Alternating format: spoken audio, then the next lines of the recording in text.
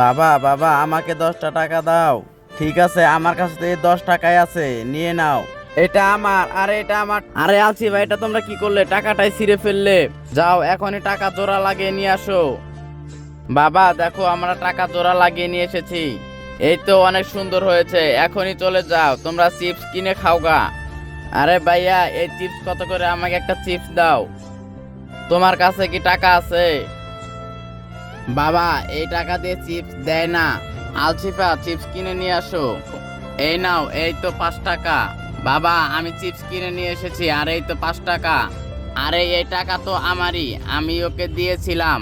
আমার মেয়েরা যখন চিপস চাবে তখন এই টাকাটা ফেরত দেবে। আচ্ছা ঠিক আছে ভাইয়া, সমস্যা নাই, আমি দিয়ে দেব। মনে করে দিয়ে দিও। তাহলে আমি চলে যাই। বাবা আমার ভুল হয়ে গেছে, আমাকে মাফ করে দাও।